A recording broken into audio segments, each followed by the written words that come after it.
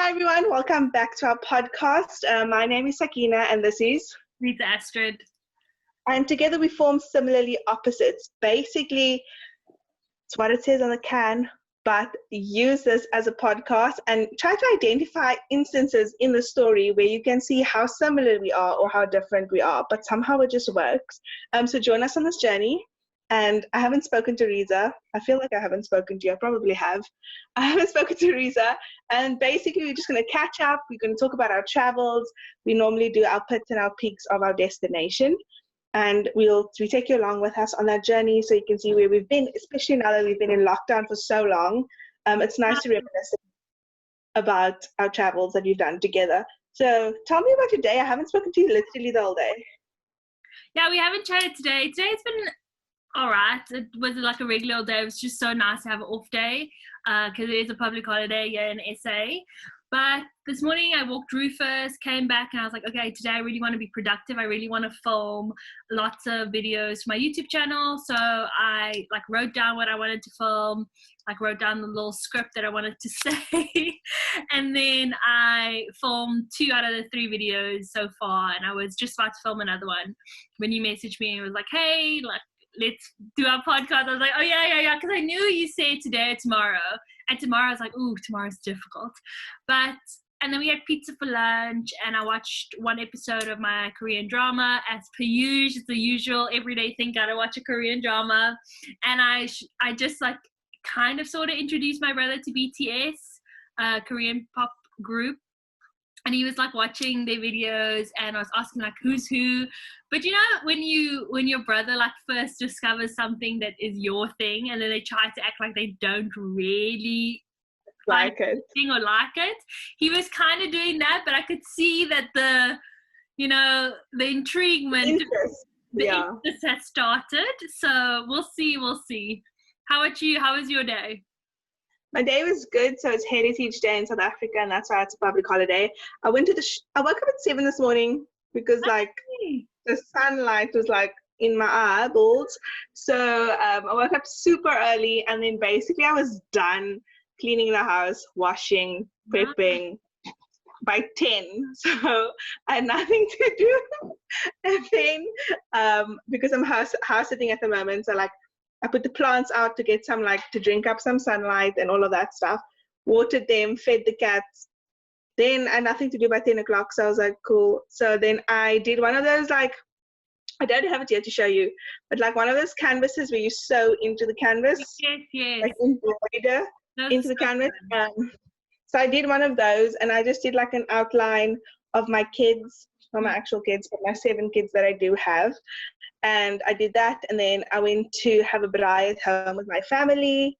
And then I went to the shops, obviously, to buy salads and stuff for the braai, because we still make salads for braai. We buy that. So I did that, and then everyone, all the cashiers at Pick n Pay, were dressed in their clothing for their their heritage clothing, and it was so nice to see. I was like, you look incredible, amazing. Depending on what they wore, whatever. So that was really cool. And then we had a braai, and then I came back now before the sunset, partially because I don't want to drive in the dark, and then also I knew we had to film, and then also obviously I had to feed the cats. But yeah, the bowls are still full, so I don't actually have to feed them. But it's cool that you introduced your brother to BTS, because what's happening this weekend? I get to see you. We're going to a BTS movie. We're gonna go to a movie theater for the first time. First time for me since last year, December. First time, in a movie theater, because we don't watch movies regularly at the theaters just because it's so expensive, or at least that's me. I'm it's too expensive, but we're going to watch BTS's new movie. I'm so excited. Afterwards, we're going to eat Korean food.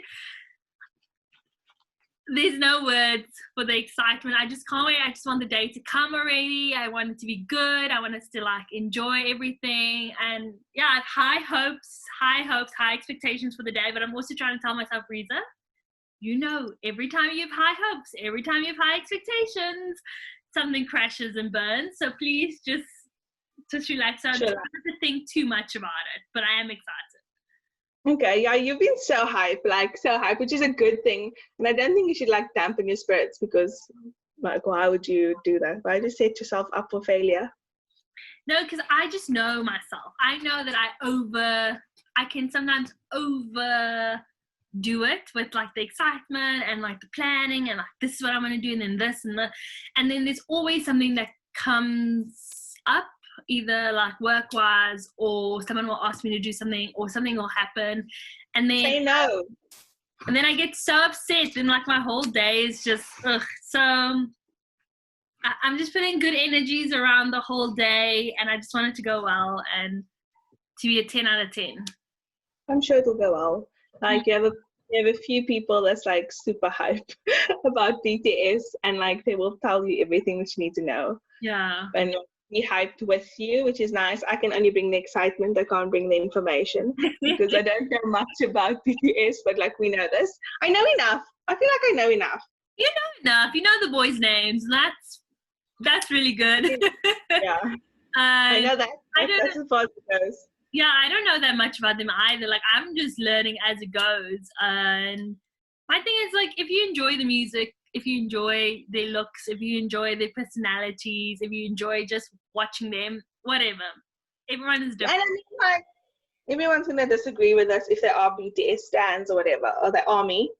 But boy bands are boy bands, you know? Like, if you like boy bands, yeah, here we go.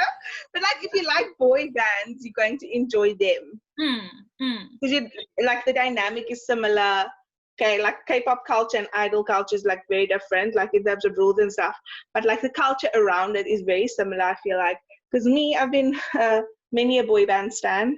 So from like NSYNC, Backstreet Boys, to like Blue, to like One Direction, and 5 Stars and stuff. So yeah. But yeah, that's what I was like reacting to. I wasn't reacting to be like, no, how dare you say that about BTS? You know, like I don't know enough about BTS or boy bands. I remember back in the day when One Direction was huge, and I remember having back in the day, like 10 years ago, they started. I remember having classmates who were obsessed with their posters, with like, you know, the CDs, who not posters, the magazines of their faces, knew every small detail about them, like was proper boy band fans. I was also always like, ugh, One Direction, cool, listen to their music, cool, whatever. You know, it wasn't that big of it wasn't a conversation, it wasn't a big deal to me. And so now the same with BTS is like, I hear that whole thing of like boy bands, and it is true, like boy bands are very similar in the sense that they sell you, and they don't do it purposefully, but they do sell you this idea that you could be with them. And that's the whole reason why they don't want boy bands or K-pop idols to be in relationships, because as soon as they get in a relationship, it causes your idea of you and them together. It breaks in your heart. And you're like, that's why. But and that's a strange thing. Like, why? Why do we even think realistically? Like, firstly, when I look at BTS, who knew this was going to be a BTS conversation? But when I look at BTS, I don't really see them as real people. And hear me out, like, because I don't feel like we're not on the same level, not in the sense that they like better than me or anything like that. It's just I can't relate to them and their lives because I'm not in this music industry. I'm not in a girl band type vibe. Number one, in Korea, which is a different culture to yours. Exactly. Yeah. Two, I can never. I love Jimin, I love V, for example, and stuff, but I can't realistically say, oh, I'm definitely gonna marry V, you know, that's my husband, because I can't even speak the language. How am I gonna? But the thing is, I think that like realization only comes with age. Like when you're 16, yes, you're like, oh, you know, it'll happen. But like, how is me, a normal South African girl, gonna end up with an idol, like K-pop idol? Like, that makes no sense. Exactly. But it would be great if you could see them in real life and meet them and whatever, which is also something that might not ever happen. And we also build up the fantasy in our head so that it becomes more exciting. We make it exciting for us because we're like, ooh, imagine I met Harry Styles at the airport. Or, ooh, imagine I'm in the concert and he sees me out of everyone. You know, we make these fantasies in our heads. And it's great. It's like great. But realistically, like you said, with age, I realized even if Harry Styles saw me across the room, would it even work realistically as me, the youth pastor in Cape Town, and Harry Styles, the saying that, like, even if they see you, okay, this is my like One Direction fandom coming out, like fangirl coming out. But Louis saw me. Justin Bieber waved specifically at me. He was driving fast, and me and my sister were the only people walking around the stadium on the day. Like, there was no one else in our proximity. And he was like at his window, like rolled out. I was like, I never knew that. I never told you this. I was like, and he like freaked out. Like, I cried the whole concert. I just stood there and tears were just flooding, right? And also, like, in One Direction's concert, I was like against the stage, and I wrapped my whole body in fairy lights. Like, my whole body was like fairy lights. And Louis looked at me and he was like, and I was like, oh my god, gonna die. So I mean, it did happen, but that was it. I'm not gonna marry him because he saw me wrapped in fairy lights looking like an idiot. It is what it is, and I'll cherish those memories forever, but I'll never marry them. And I think it does come with age, because like, I look at my kids, and there's a girl in my class that is obsessed with like the whole Korean lifestyle, all the K-pop bands and stuff. And she's like, we're going to end up together. Like, they're going to get married. And I'm like, you and 10 million other girls. Like, exactly. Sure. Exactly. And also, it's just like the probability of any of this happening is like 0.1%, because we're regular people. And it sounds bad, regular people, you know, we're special. God loves us and all that jazz. But there's nothing wrong with being normal, like regular. That's true. But like, in the grand scheme of things, for example, again, with a BTS member, I don't speak Korean. I don't know Korean culture that well. My family dynamic compared to their family dynamic completely different. All these other things that makes a relationship work.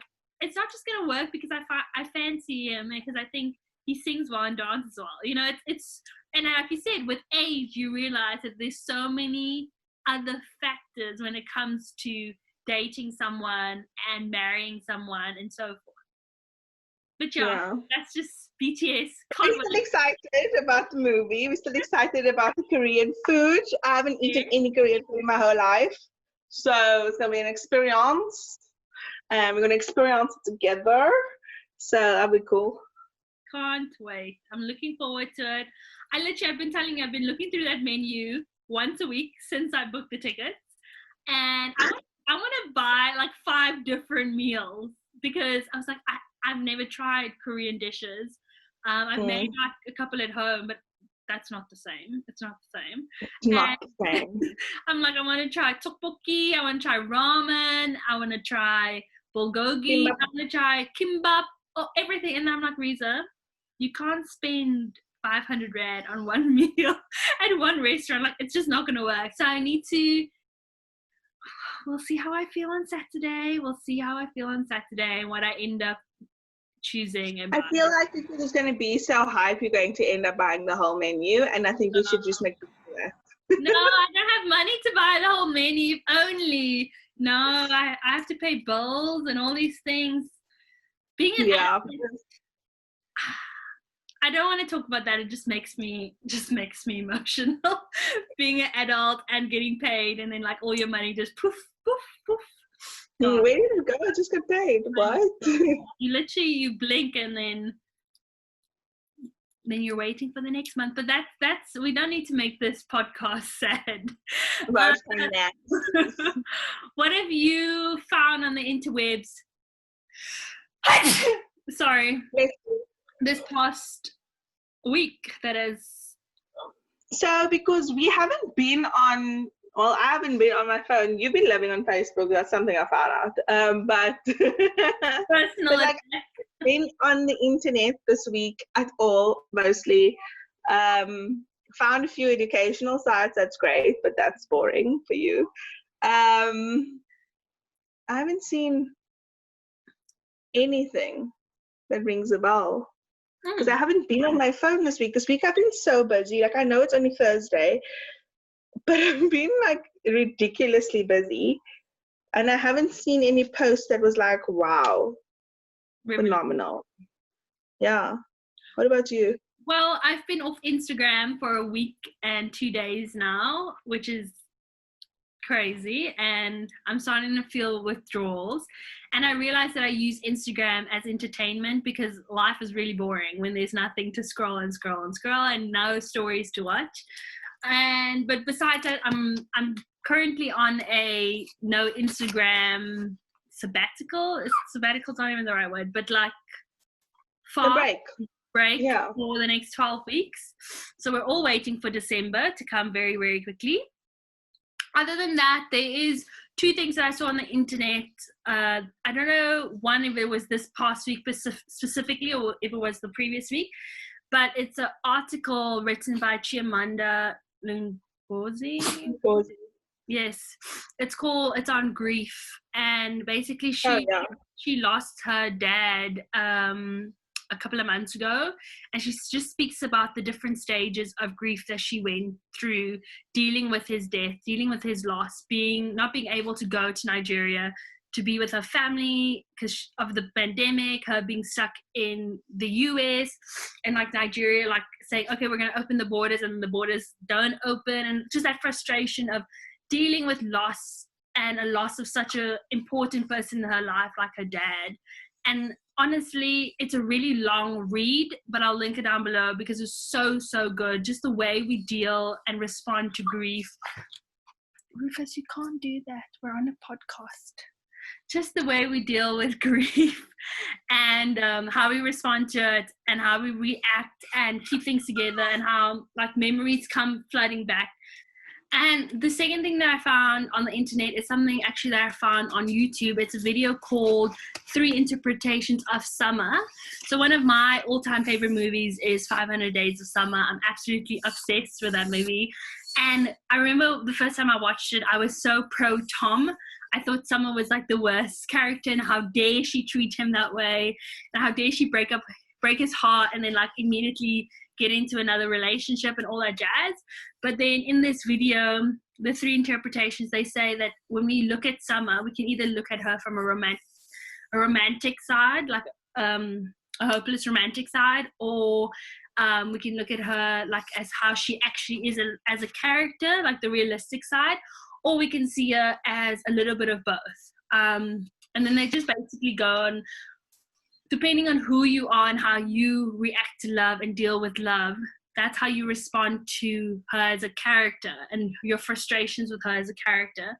And then they just reminded like you again that you should actually watch watch the movie a couple of times. Like the first time you should watch and like be very pro Tom, and then the second time you should watch and be very pro Summer. You should basically be like Summer's me type vibe.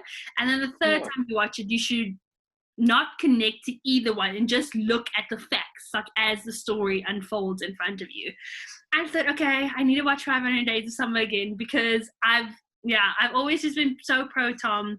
I've just never understood why Summer's the way she is. But then after watching the 3 Interpretations of Summer video, I was like, okay, makes sense. Now that I'm older and I've been hurt a couple of times and so forth, I understand where Summer's coming from, and she never wanted a relationship anyways, and Tom was just forcing what he shouldn't have forced. So it was an interesting video. After I watched it, I was like, oh, I definitely want to talk about this on the podcast. Have you ever watched 500 Days of Summer? I feel like I have, but I can't remember the storyline.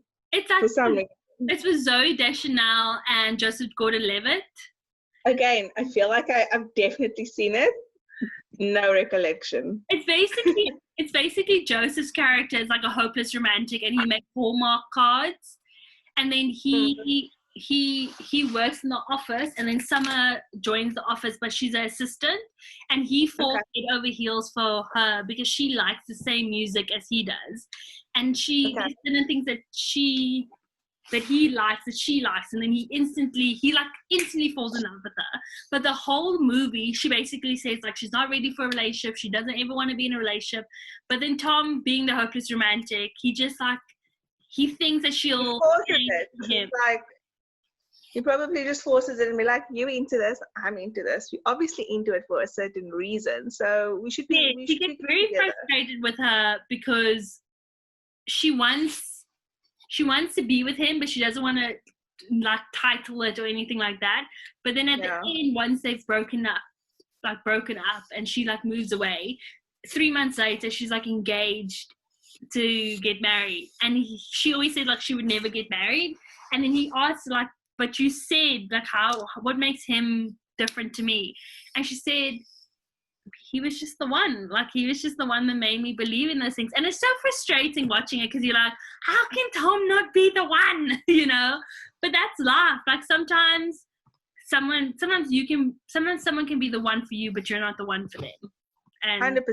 But do you also think that do you think 3 months is enough to get married to someone? Personally, not me. But I mean, it's a movie, and some people do. I just think the stars would really have to be aligned. The universe would have to be perfect. The timing would have to be perfect. Everything will have to just be perfect. I don't know. It would just have to really work out. But I don't know that 3 months. That's 12 weeks. Oh, I'm trying to. That's from now until December. I'm trying to. That's the reason getting married in December, on the 8th of December. No, ma'am. I don't think I'm ready for that. Like, I don't know. I don't think I would be able to. And I think that's one thing that I struggle with a lot, because there's a lot of people that I know or know of or follow that they date for, and I always say like, they've only been dating for 5 months, they've only been dating for 7 months, and then they get married and they're happy, like it works for them or whatever. And I'm just like, how does that work? Because how? It's just, I don't know.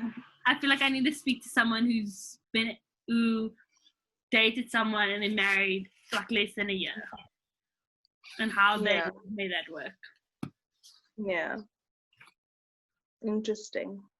So, do you think, this is so weird, such a weird conversation we led to, but like, do you think that like instant connections can be made, like not even romantically, just like in general, like friendships, people you meet, like you instantly feel like this is your, like this person? Yes, I think you can. I think it is possible. I mean, when you meet certain people, you just feel like, ooh, I want to hang out with this person the whole night. Or, ooh, yeah. Like, I feel like you do have that. And that is possible. And also, like, whenever you're in a crowd of strangers, you'll meet a couple of people and then you instantly say, like, okay, you attach yourself to one person because you know something about that person's vibe, something about the way that person answered your question or said hello to you or asked you a question just clicked, and then you just kind of, that's how I do it, and then I kind of just stick with that person. What about you? Do you think it's possible? I mean, I'm currently in the house of someone I've met once. So,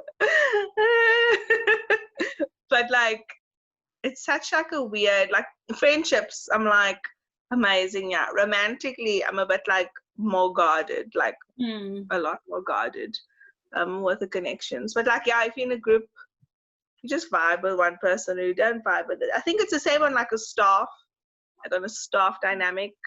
You're like, okay, those are my people, you know? Yes. And you know exactly who is your people, who you're in with, you know, and who you would like go to for anything or ask for food or ask for advice. Like, you know, that person will always be there for you. Yeah. And it's instant. Like, it's not something that you don't go into the office and you're like, okay, who can I, you know, it just happens. And then you click and months go by and you're like, oh yeah, that's my group of people. That's who I hang out with all the time. That's who I speak to the most.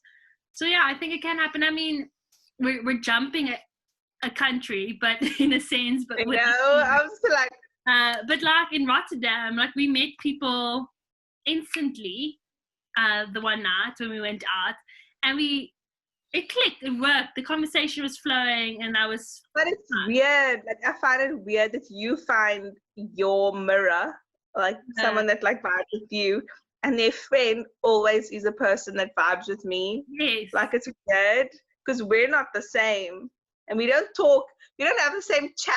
You know what I mean? Yeah.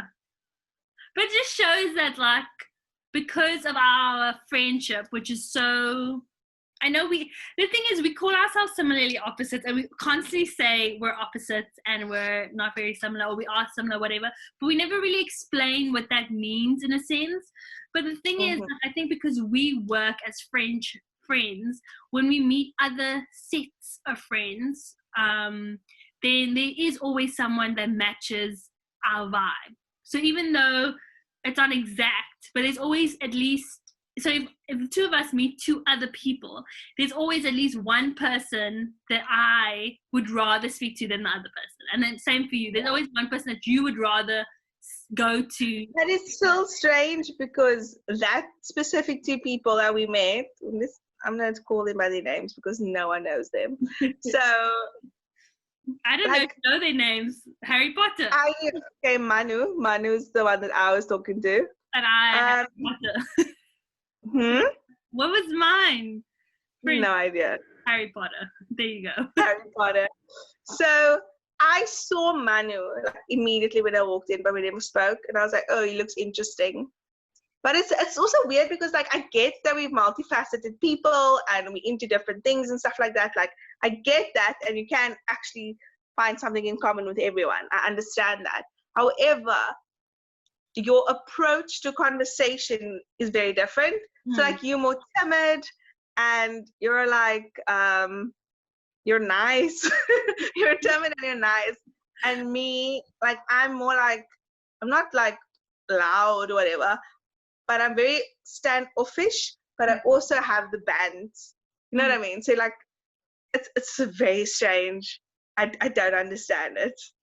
Yeah. So like some psychologists. You're very entertaining.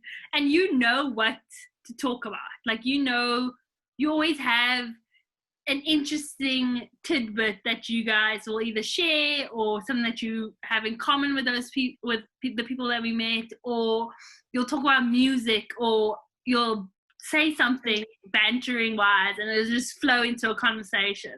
So your conversations always go from 0 to 100, but in a fun, exciting, like, we're friends, we've known each other for years type friendship.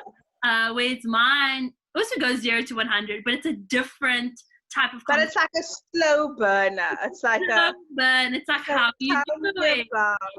Yes. Where do you work? Tell me about your family. Like, I'm very much like person orientated, like personal things, and you're very much other things that make the person who they are. If that makes sense. I think I'm more like environment. So, like, I would be like, oh my word, how can that poster like be in public? I'm looking up something.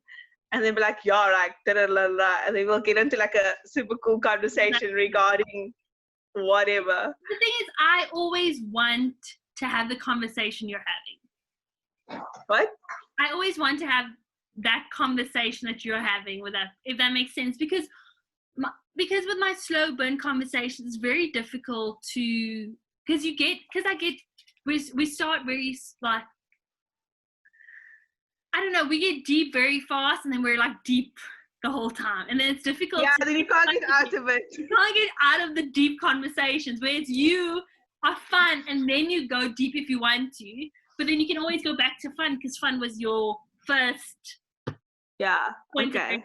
So yeah, and I always think like your conversations are so much better with people because you guys are always laughing, and I'm always with the people that are like telling me childhood trauma stories. However, dude, like, in the space of, I don't know how long we were there, but like, we got deep. We spoke about deep stuff, but like, then we'll move on. But like, I'm not always fun because literally it just said, why do you have such a serious like look on your face? Da, da, da, da. And then we got into like the boring bits about like, what do you do or whatever. And it was like, I can definitely see you being like a strict teacher. And I'm like, because that's what I do. Yeah, that's who I am. It's very strange. Oh my word.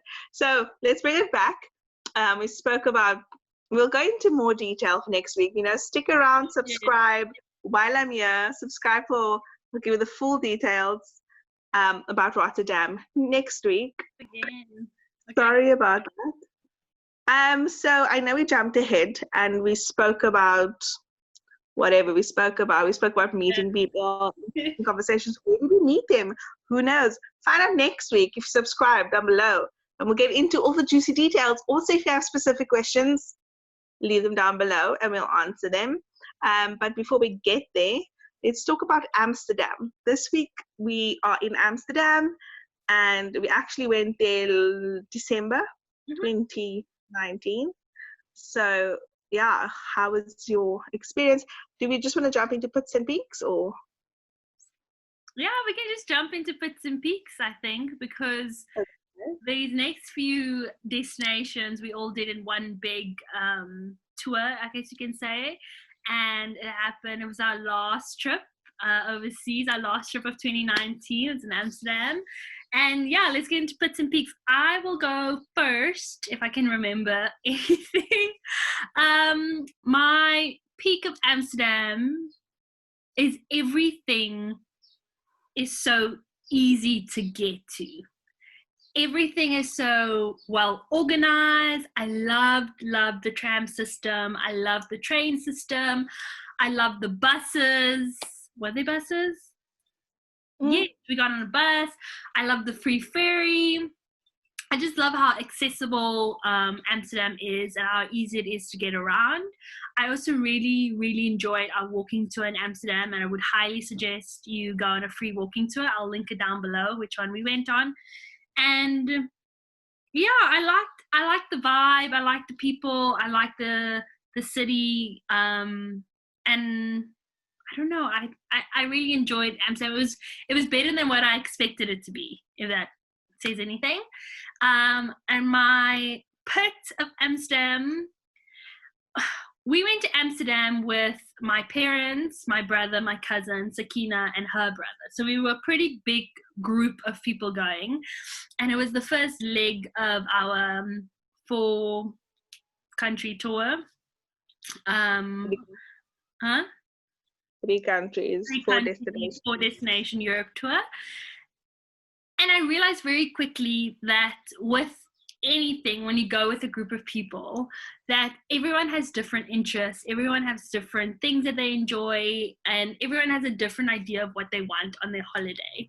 And I'm very much someone who plans and wants to do everything, and I want to experience everything, and I want to see everything. I want to go to all the museums. I want to go to all the destinations. I want to, do all these things.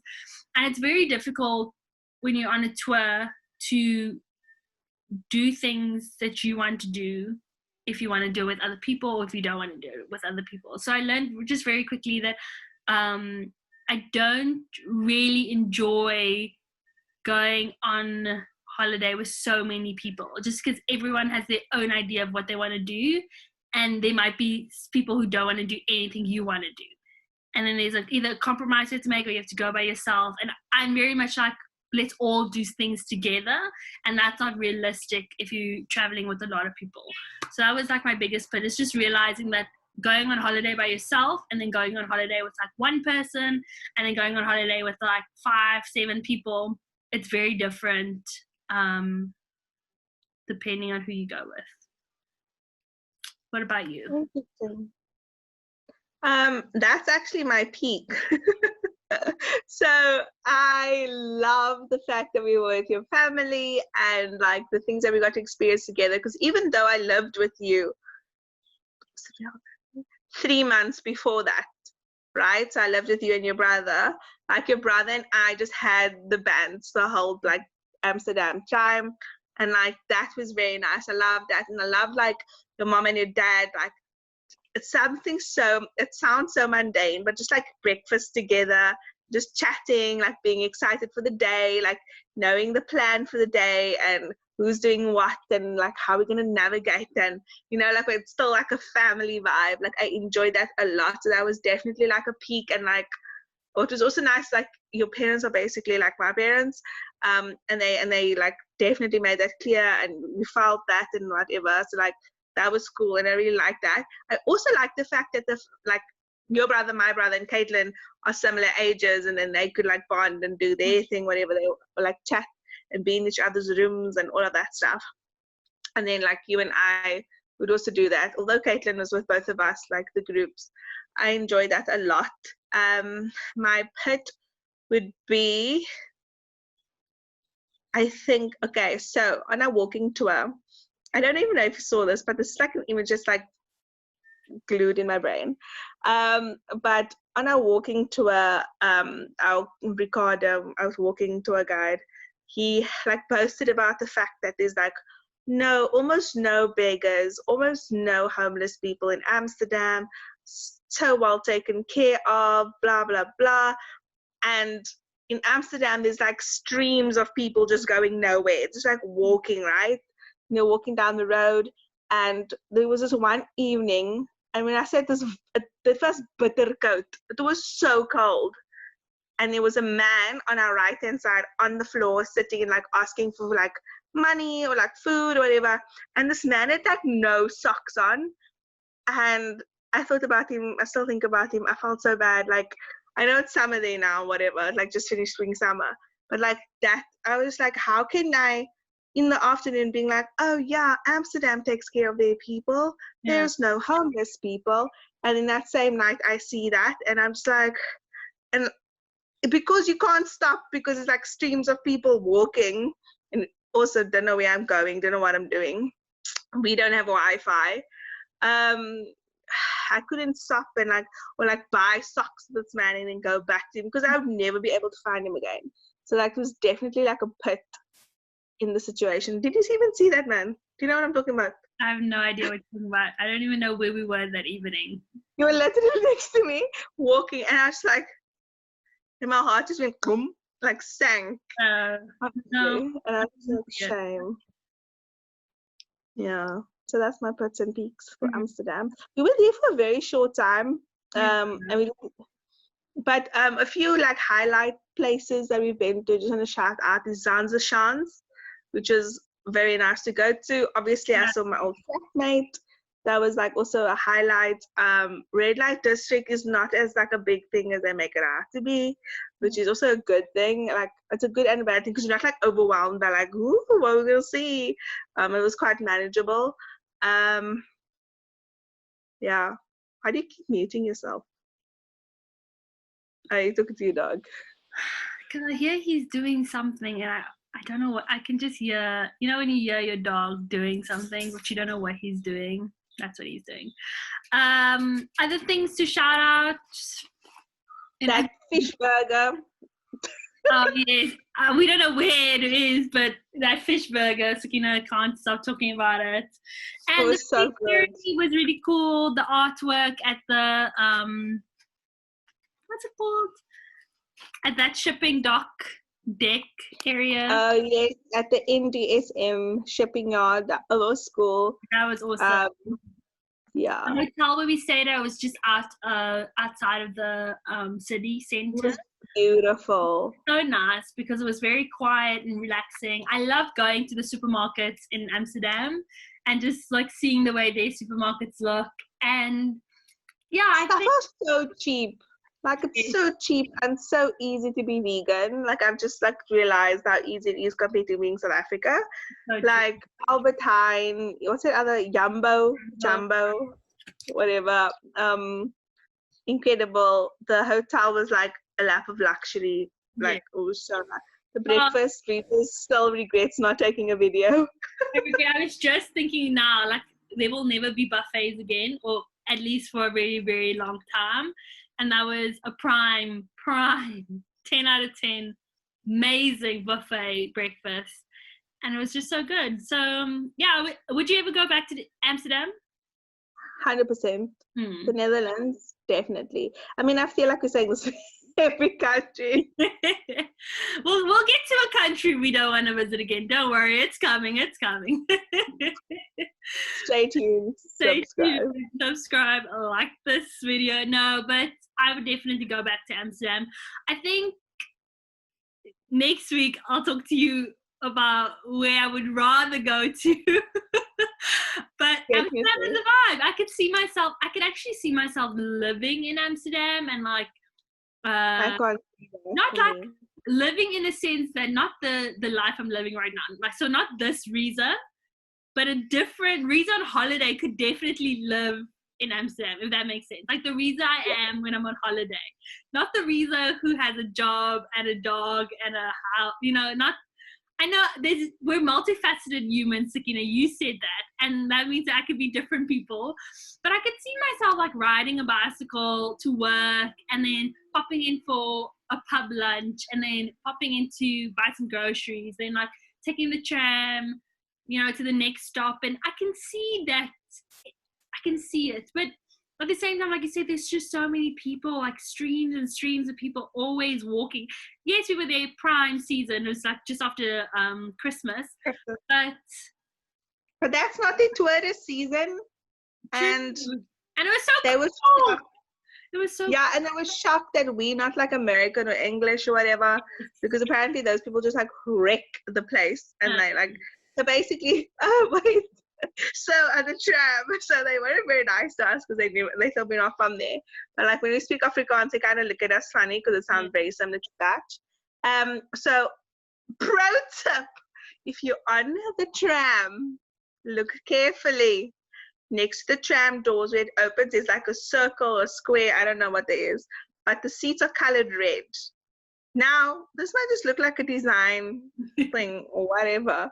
Also, the trams get super full, right? And so you walk in, you go boop boop, you thing your card, and you just stand wherever you can stand.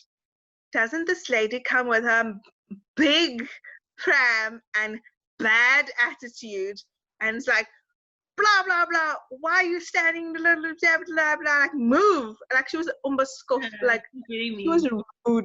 She was rude. That the tram person operator door operator. I don't know what they were called. But the tram operator person was just like, so sorry about her, whatever. Because then afterwards, like I think it is, and I just like looked at each other, spoke to each other in Afrikaans, like, what is going on, like kind of thing. And then the operator was like, I'm so sorry, and the operator fought for us and shouted at the lady. It was like, calm your farm, ma'am. Disrespectful. Like I was even. Yeah, we found out that the red line just meant that it was for prams and pregnant people, but we didn't really see that because I mean, when you need to jump on a tram quickly and you're not from the area, then it's really difficult to know like where to stand, what to do, and if all the seats are taken, then you have to stand somewhere. And also another pro tip is read signs, read where to enter, where to exit on the tram, because you can't exit the same way you entered necessarily, and you can't enter in the exit, and because we got yelled at for that as well. And there will be, but I mean, the exit door doesn't open, like the enter door opens. You need to open from the inside the exit door. So basically go in the middle and go out on the end. Yes. If you don't know how to read, you know. And make sure that you tap your card when you go in and when you go out. And that's fine. And again, pro tip, if you don't know how to speak the language, if you're unsure, use your sign language, use your fingers, tell them with it, because they'll figure it out, because they know, they'll have sympathy. So anything's possible.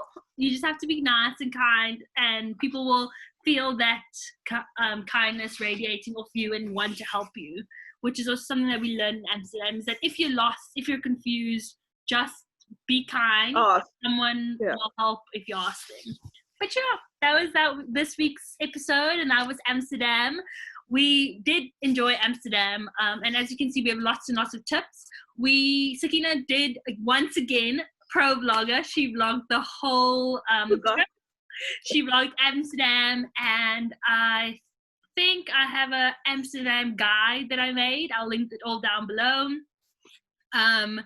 We loved it. We enjoyed it. And you get to also see like our family and what we were up to.